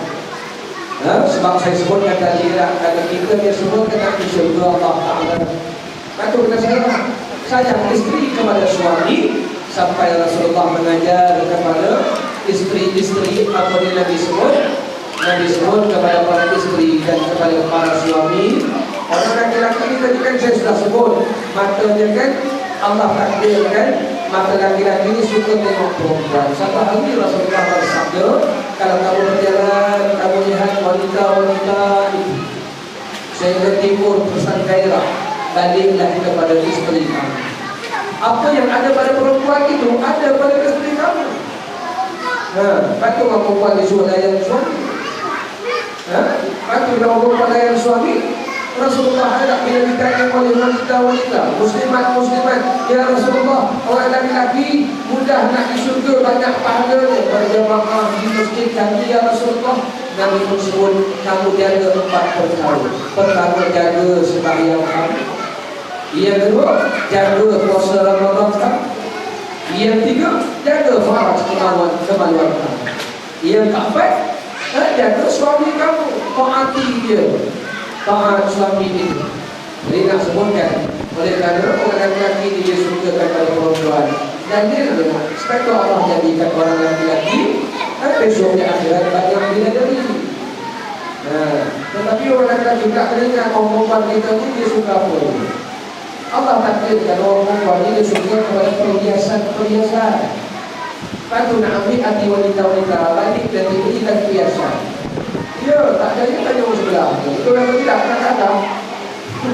Tak orang perempuan tengok tudung dia berapa banyak. Kalau tudung dengan baju tak matching, tak dijabat pun tak boleh. Tengok orang lelaki, kain warna oranye, baju warna hijau, ada aku kisah. Kalau orang tadi jawab, ini penyokong Cameroon. Ini bukan kisah pun. Kadang-kadang bukan baju, berwarna-warni bukan baju. Orang tak boleh. Orang lelaki biasa kan sah kancing ada cukup. Itu sebabnya Allah takdirkan orang wanita ni. Sebab itu kita nak di syurga ni saling membantu wa ta'awanu 'alal birri wat taqwa. Itu sudah Allah bagi orang perempuan banyak perhiasan-perhiasan. Kita baca dalam Quran, ada permainan yang tebal-tebal dalam syurga, ada cawan yang berbagai-bagai jenis dalam syurga, ada bantal-bantal yang bersusun-susun di kursi dalam syurga. Orang laki-laki baca tak ada feeling nak buat apa semua. Rupanya orang perempuan yang mungkin dimaklumkan dia. Aku orang perempuan nak ambil jiwa je, berikan perhiasan-perhiasan, menanggung, gelam dan lain-lain. Kata orang perempuan jangan marah kalau dah nanti besok bagian bidadari. Kami ustaz tak ada bidadari. Ustaz, perhiasan-perhiasan itu bahagian tata akhlak lah besok. Dan Allah memuliakan pula besok di syurga orang perempuan dia jadi ketua bidadari. Kalau laki-laki ada bidadari, perempuan jadi ketua dia.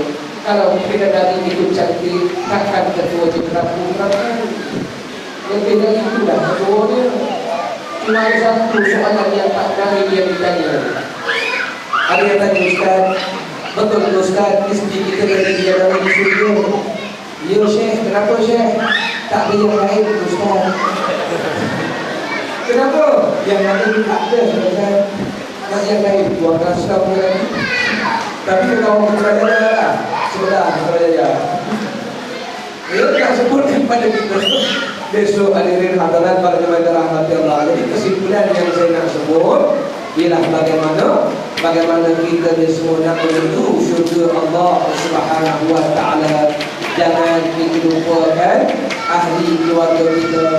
Kita lah yang patut mengambil berat. Jangan beban mereka dalam neraka. Jangan heret mereka ke neraka Allah Ta'ala.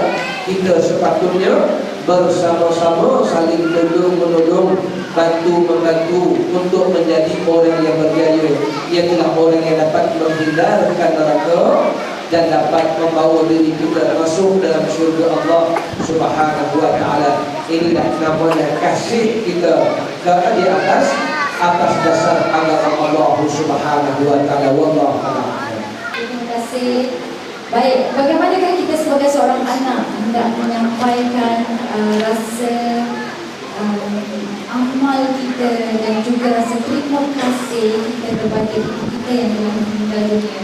Tuan-tuan dan puan-puan yang dikasihi, sebenarnya anak yang saleh itu adalah salah satu daripada pelaburan yang disediakan oleh Allah Subhanahu wa taala untuk ibu dan bapa.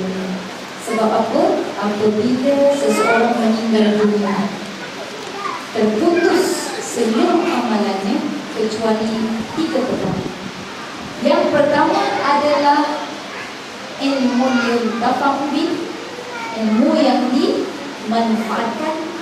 Seterusnya sedekah jariah, sedekah jariah, dan yang ketiga waladin salihin yad'ulah, anak saleh yang mendoakan kedua-dua.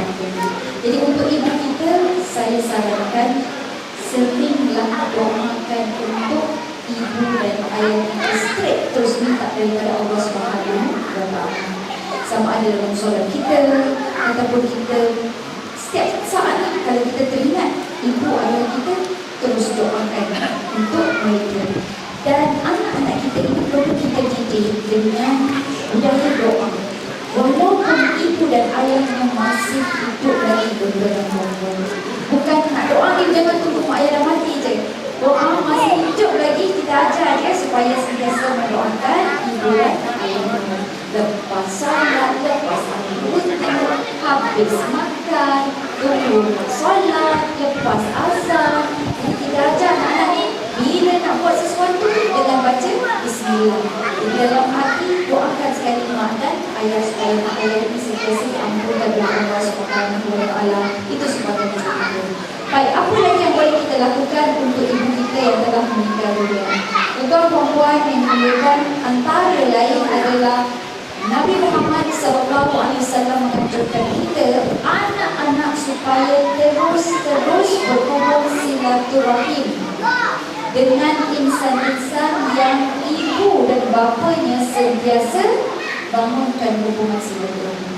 Jadi kawan-kawan ibu ayah dia, saudara mara dan sebagainya, kalau masa hidup ibu dengan ayah itu berhubung baik dengan mereka, kita teruskan hubungannya sampai tersebut. Baginda Nabi Muhammad SAW telah lakukan perkara ini kepada isterinya Khadijah radhiyallahu anha. Selepas wafatnya Khadijah, apabila Nabi Muhammad SAW melakukan korban ya tuan-tuan, Nabi Muhammad akan mengambil daging itu dan mengakhirkannya kepada kawan-kawan serta sahabat Khadijah. Jadi itu juga adalah antara salah satu bagaimana kita boleh sampaikan ataupun kirimkan rasa seronok atau sedekah kepada ibu kita. Baik, seterusnya apa lagi tuan-tuan dan puan-puan? Seterusnya kita boleh selain daripada doa straight emak ayah kita, selain daripada menghubungkan silaturahim, kita juga boleh bersedekah bagi pihak emak kita. Bagi sedekah, contoh beli Al-Quran, hantar kepada pelajar-pelajar hafiz yang memang menggunakan Al-Quran itu. Ataupun kita beli air mineral, jadi kita sedekahkan kepada orang yang datang hari Jumaat untuk sembahyang Jumaat. Ataupun beli pisang setiap hari Jumaat. Dan niatkan bila kita beli itu untuk ibu kita yang telah meninggal dunia. Dan seterusnya juga selain daripada itu adalah kita melakukan ibadah bagi pihak ibu kita. Contohnya kalau dia tidak menunaikan haji, badal haji, gantikan untuk menunaikan haji. Tengok mungkin ibu ayah kita belum cukup lagi buat zakat. Sebagai contoh ya, kita tunggu kita uruskan harta dan sebagainya, baru kita tahu zakat tak bayar lagi. Jadi belumlah bayarkan zakat untuk bulan Syawal kita.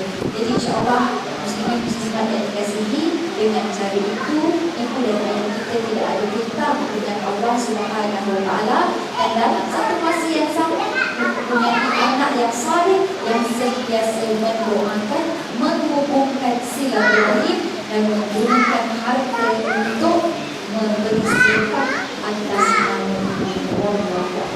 Itu dia. Seperti dari dari wasiat diantar dia mengatakan mana. Jadi surah Al-Munawarah ini memang ada kelab mana. Jadi yang tak kawan ini pun sepak mana. Soalan dia kata salam bagi Waalaikumsalam Allah. Saya soalan apakah manusia perlu lakukan untuk mendapat kasih Allah?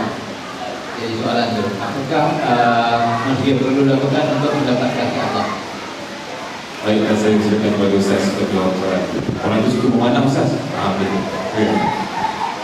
Alhamdulillah, semua alhamdulillah. Para jemaah rahmati Allah Taala sekalian, pertama sekali untuk kita dapat kasih Allah Taala, ayat yang dibacakan, qul in kuntum tuhibbunallah fattabi'un yuhibbukumullah wa yaghfir lakum dzunubakum.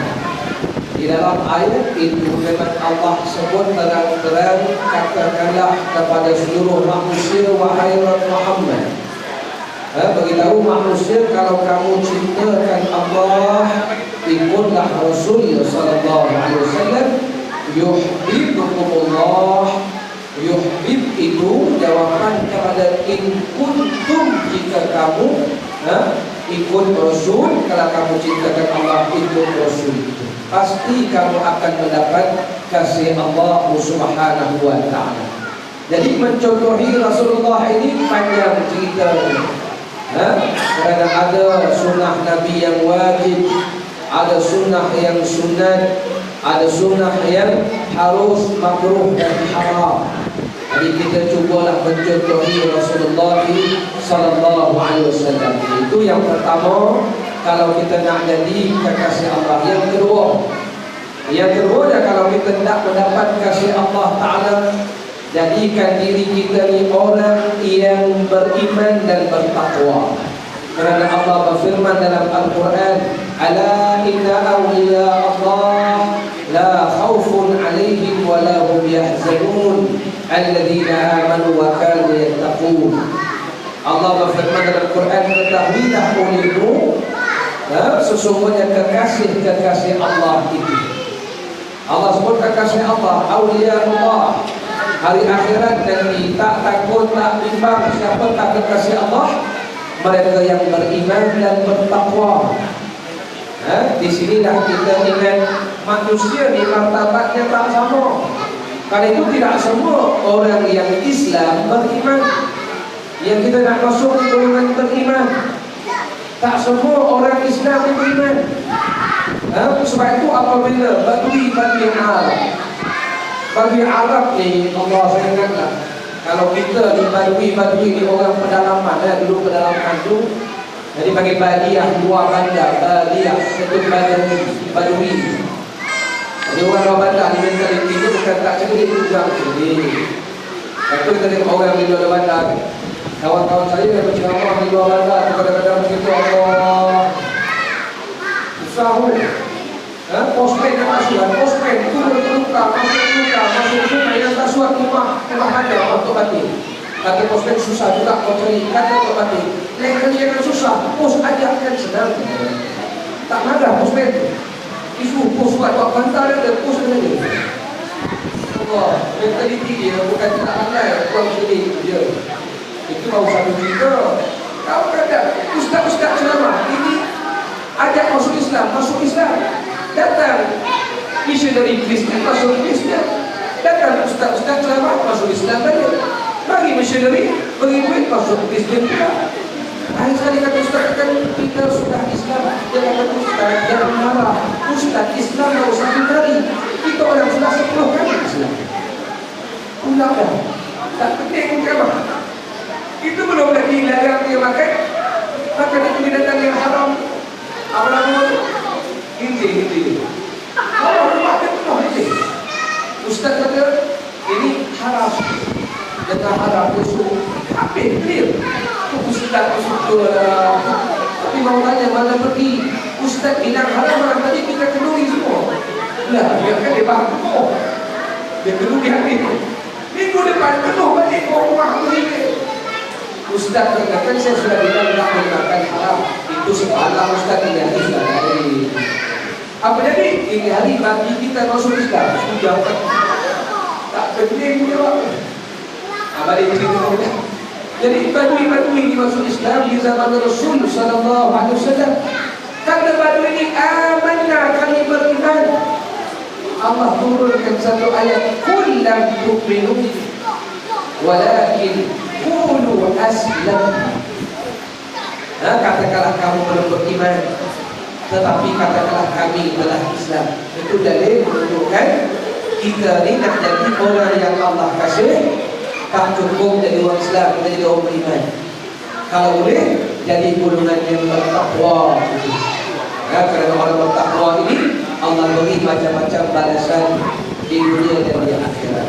Jadi kalau kita nak jadi kekasih Allah Ta'ala, inilah golongan-golongan yang Allah pimpin kita.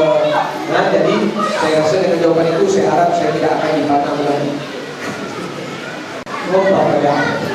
Baik, itu dia soalan dan beberapa perbincangan tadi. Teman-teman ada lagi soalan? Soalan lagi dan soalan ini daripada wanita punya saudara yang kita jawabnya. Baiklah, Assalamualaikum warahmatullahi wabarakatuh. Ini soalan tentang untuk saudaranya. Soalan dia katanya mendahirkan kita bilisan atau menjadikan kata atau bilhal perbuatan yang mana diulang itu perbuatan untuk saudaranya. Dia kata sekali lagi mendahirkan kita melalui lisan, melalui kata-kata bilisan, melalui kata-kata atau bilhal melalui perbuatan yang mana lebih utama. Itu soalan pertama. Okey, soalan yang kedua dia kata berapa umur anak-anak yang sampai di bawah masjid atau ke surau. Itu dua soalan untuk Ustaz. Untuk Ustaz nanti ada lagi satu soalan untuk Ustaz. Baik, Ustaz, silakan soalan tu. Soalan yang pertama, dakwah bilhal dengan dakwah bilisan. Jadi sebut dakwah ni adalah panggilan ataupun seruan, dia dah panggil. Bilhal bermaksud dakwah dengan cara perlakuan. Kalau dakwah bilisan, kita menyuruh dengan perkataan. Jadi kalau kata-kata dengan perlakuan, agak-agak kita tanya diri kita sendiri, kita suka yang mana? Suka orang bercakap banyak dengan kita ataupun orang itu melakukan apa yang dia kata? Nombor satu ke nombor dua? Ramai yang dua. Betul tuan-tuan dan puan-puan. Sebenarnya dalam kehidupan kita Kalau kita nak menyuruh orang lain, kita kena turut sama mempraktis atau melakukan, beramal dengan ini. Jadi kalau nak suruh anak-anak solat tadi, pergi solat. Daripada suruh pergi solat, kita kata apa? Jom solat. Jadi kita sama-sama melakukan solat daripada mengarahkan anak ini pergi solat. Dia berbeza kalau sebut pergi solat, dah solat dah. Macam tu jawapan dia. Kalau kata jom solat, dah solat dah ni. Solat-solat lagi ya. Kalau solat seorang lagi, sebenarnya boleh solat sekali lagi. Kita solat sama-sama. Sebab kita melakukan dakwah berhal. Saya secara peribadi apabila melihat beberapa kajian dalam bab psikologi dan juga bab komunikasi, manusia ini dia lebih memandang apa yang terpancar daripada seseorang berbanding dengan apa yang dikatakan. Percentage dia tuan-tuan dan puan-puan 30 ke 70. 30% dia akan dengar apa yang dikata, 70% dia akan lihat apa yang dibuat. Jadi sebab itu dakwah bilisan dan dakwah bilhal, kedua-duanya kena selalu. Apa yang kita cakap, itulah yang kita urutkan. Jadi itu untuk soalan yang pertama. Untuk soalan yang kedua, umur anak-anak berapa tahun boleh bawa ke surau atau ke masjid? Tuan-tuan puan-puan yang dikasihi, kalau kita tengok sirah Nabi, sejarah Nabi, tidak ada had umur untuk bawa anak-anak ke surau dan ke masjid. Sebagai contoh, satu masa Nabi Muhammad SAW membawa cucunya yang bernama Umamah untuk mengerjakan, menurut riwayat, solat subuh pagi. Nabi mendukung anak ini jadi imam, tapi dukung anak ini, cucu ini. Bila Nabi rukuk, dia letak anak ini, cucu dia di sebelah, sehingga Nabi sujud. Bila dia nak bangun, dia rukuk balik ke belakang. Dibayangkan, ini hadis yang menjelaskan bagaimana Nabi melayan anak sewaktu solat. Yang kedua, Hasan dan Husin. Jadi yang Umamah ni masih bayi lagi, sebab dia mendukung. Biasalah kalau anak-anak yang baru mula merangkak dan sebagainya, dia tak nak berjalan sendiri, dia tunggu je. Kadang-kadang bila lepas sikit dia menangis, kita letak bawah dia menangis. Sebab itu Nabi Muhammad dukung cucu dia. Yang kedua, waktu zuhur, Nabi Muhammad SAW bawa Hasan dan Husin untuk solat di masjid. Dan pada waktu itu Nabi sujud agak lama. Ada dua riwayat hadis. Satu menyatakan seorang sahabat ni dibangun sebab terlalu lama dia bangun, dan dia nampak Hasan dan Husin sedang bermain di belakang baginda tercinta Nabi Muhammad SAW. Satu riwayat lagi, dia tunggu tapi kata, kenapa Nabi lama sangat sujud ni? Ada wahyu turun ke? Takkan Nabi wafat pun. Itu yang tercetus dalam pemikiran para sahabat. Di kemudiannya, hadis ini menjelaskan, mereka tanya kepada baginda Nabi Muhammad SAW, apa yang membuatkan baginda Nabi Muhammad SAW lama sujud. Jadi apa jawapan Nabi? Jawapannya Masya Allah sangat serupa tuan-tuan. Jawapannya, sujudku yang lama itu adalah untuk membiarkan cucu-cucuku puas bermain. Ya Allah, ini imam solat di masjid. Anak-anak kecil main, boleh dikata dia puas. Baik, kita tak berhenti dekat itu tuan-tuan. Ada satu lagi riwayat di mana seorang ibu membawa anaknya ke masjid. Rasulullah menjadi imam. Imam sedang berada di hadapan. Telinganya mendengar anak kecil itu menangis. Selesai solat tuan-tuan dan puan-puan. Bukan selesai solat. Selesai solat. Dia bayangkan tak, Nabi ambil mikrofon. Dia pun bagi tahu, ibu-ibu dan kali tolonglah jangan bawa anak-anak di masjid.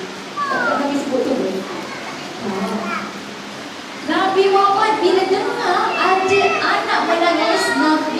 Muhammad SAW mempercepatkan solat.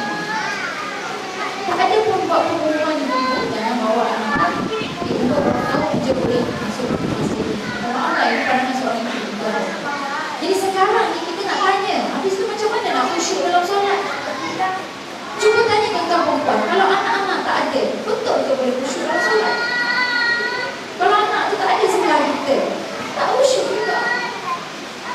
Dan khusyuk ini, kalau betul-betul nak buat di rumah tuan-tuan perempuan, nak solat berjemaah di rumah pun boleh. Tapi masjid dan surau ini adalah center ataupun pusat kegiatan masyarakat, pembangunan masyarakat. Dan kita perlu menjinakkan anak-anak ini sebagaimana anak-anak yang di surau Al-Munawarah ini jinak dengan surau. Dia pandai bawa diri ke mana, duduk sana, duduk tak tidur, tidur, tak kisah, tak belakang tu main-main dan sebagainya. Perempuan, dia main-main macam ni. Sebenarnya apa yang dia dapat pengajaran dia? Kalau aku saja dekat surau sebenarnya. Bila di rumah di surau, biasa sebab ada kawan. Lama-lama adik akan belajar. Surau adalah tempat yang tenang. Ada masalah pergi ke surau dan masjid. Tak ada kawan, datanglah ke masjid dan surau. Tapi kalau dari awal lagi kita jerit dekat anak-anak ni, kalau dia tak bagi masuk ataupun marah dia kalau dia buat misi, ada tak hati dia sayang dengan masjid dan surau dan tak akan sayang. Sedangkan satu lagi kumpulan yang akan dinaungi dengan naungan arasy di hari akhirat esok adalah orang yang hatinya terpaut dengan masjid. Maka beruntunglah dengan insan-insan yang hatinya terpaut dengan masjid. Tapi beruntung lagi orang-orang yang menyebabkan orang lain terpaut dengan masjid, dengan memakmurkan masjid, dengan mengimarahkan masjid, buat program dan sebagainya. Sebab di hari akhirat nanti Allah akan memanggil mereka dengan panggilan, di manakah jiran-jiran itu. Dan jiran-jiran itu adalah mereka yang menghidupkan dan mengimarahkan masjid. Baiklah, soalannya jika kita lihat ramai yang mengasihi Nabi Muhammad, bukan saja isi-isinya, kanak-kanak dan para sahabat, malah pohon kurma juga mengasihi Nabi. Sebentar kepada Allah. Buktinya ramai musuh Nabi yang kaya hati meluk Islam kerana kasih terhadap akhlak Nabi. Bagaimana agaknya Ustaz? Dan kita nak bentuk akhlak mulia itu dalam diri kita agar orang lain mengasihi kita. Baik Ustaz. Silakan Ustaz. Yang kedua, nak membetulkan ibadah. Yang tiga ialah nak menyempurnakan akhlak yang terpuji. Tiga perkara inilah kesempurnaan agama kita, agama Allah Ta'ala.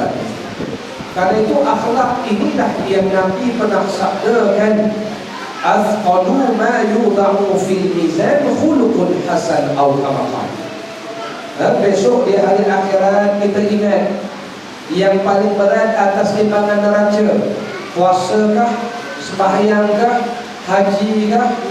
Rasulullah beritahu yang paling berat atas timbangan neraca kita nanti adalah akhlak yang terpuji itu.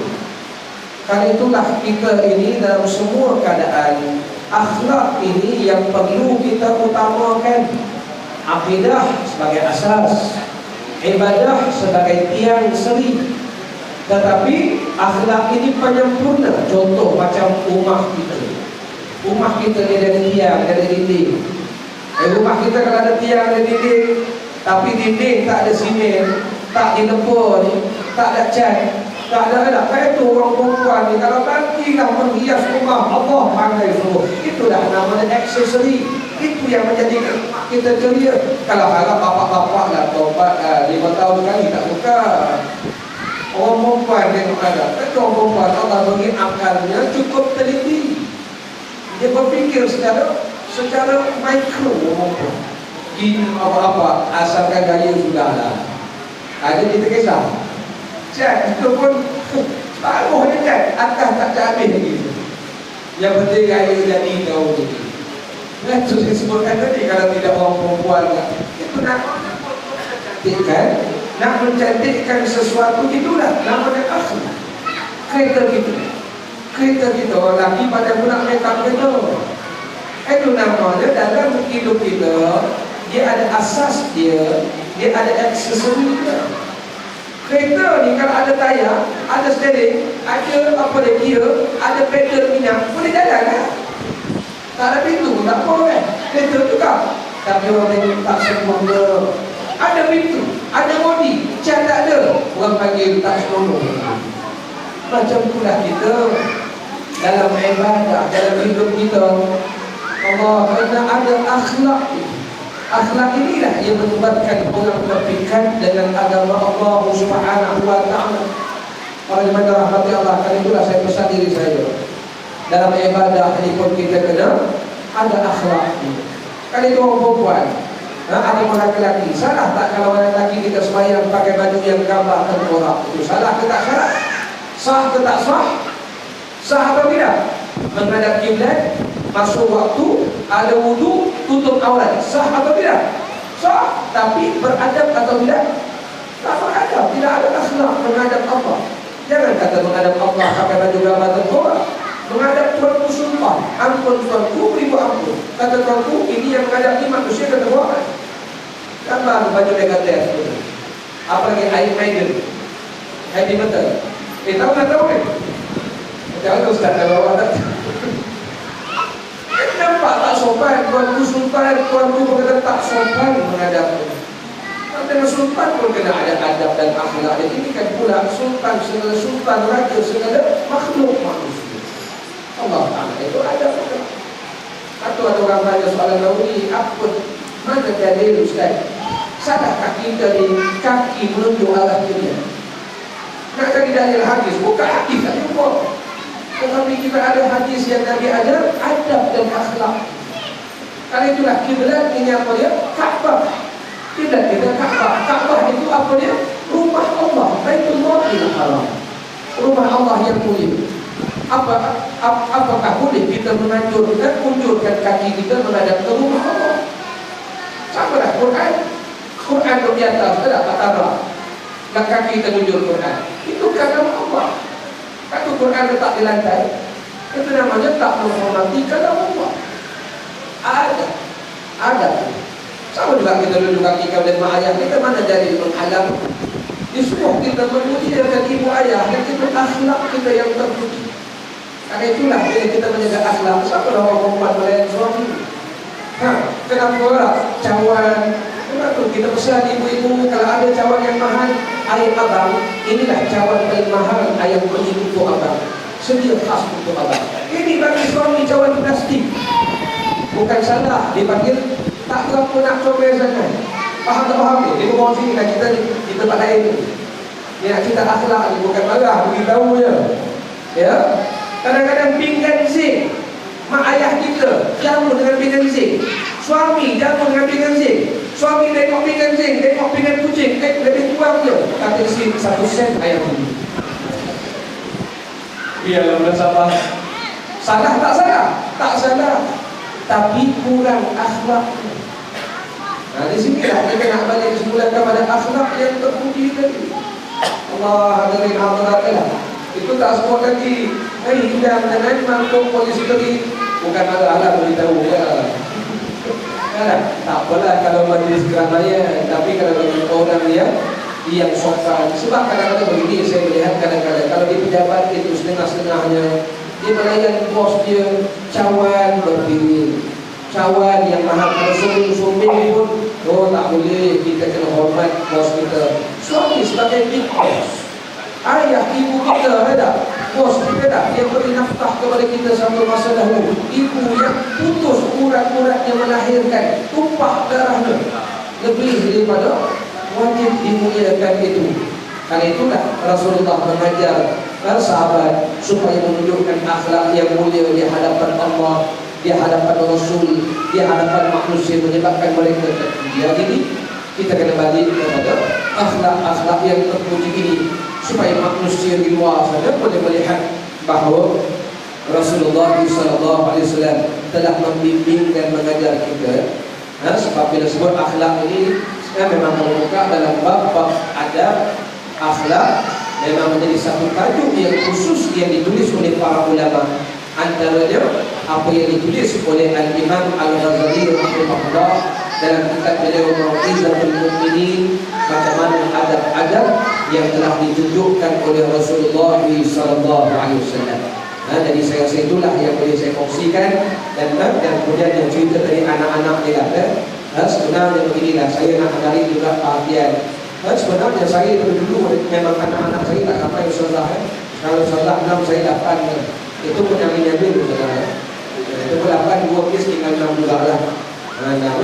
Cuma saya nak sebut memang anak-anak ni tak mengapa dibawa ke surau kerana tuan-tuan, saya ingatkan diri saya dan tuan-tuan, anak-anak ini dia perlu duduk di bawah lembayung malaikat. Ya, barulah jiwanya akan jadi hidup, barulah jiwanya akan jadi hidup. Budak-budak macam ni biasa, anak saya mandi kolam lagi. Dulu lah. Tapi alhamdulillah dah besar jadi hafizul Quran. Sebab duduk di bawah rahmat Allah. Jangan budak-budak ni kita nak marah. Biasalah budak melompat-melompat itulah nama budak yang kita nak mengerahkan. Kalau ibu-ibu yang melompat datang, itu yang kita akan. Kalau bapak banyak-banyak, itu kita akan. Sebab jangan marah budak-budak ni. Biasalah budak-budak dah. Jangan budak-budak duduk luar. Budak-budak duduk luar. Itu yang sampai dua pasal berapa? Di taliah ada budak sudah luar. Dan dua-dua nak masuk bayar. Bukan sini ni cerita masjid air tahap. Masih sini alhamdulillah dulu dah. Jadi makna kata biar duduk di bawah rahmat Allah, kerana Nabi sendiri menjelaskan bila kita berhimpun menyebut nama Allah, memang Allah datangkan malaikat, Allah turunkan rahmat. Biar anak-anak ini dalam rahmat Allah Ta'ala. Hadirin hadirat, jangan tulikan bias. Tak apa. Memang dia tengok besar so dia jadi lebih baik daripada kita. Mudah-mudahan dalam rahmat Allah Subhanahu wa taala. Anak ni baik, anak saya dulu buah meja. Tapi besar-besar jadi orang alhamdulillah. Itu Allah. Baik, sekian saja untuk showcase kasih kepada kekasih. Akhir kata, sayangilah Nabi, cintailah agama, bertawakkallah kepada Allah. Salam penuh Muhammad dari saya Haji Zulastri Muhammad, wakil penerbit Haji Mana Selamat dan juga Muhammad Nazif Fahmi, dan juga semua penyampai dan juga kalangan Radio Malaysia KLFM. InsyaAllah berjumpa lagi dalam masa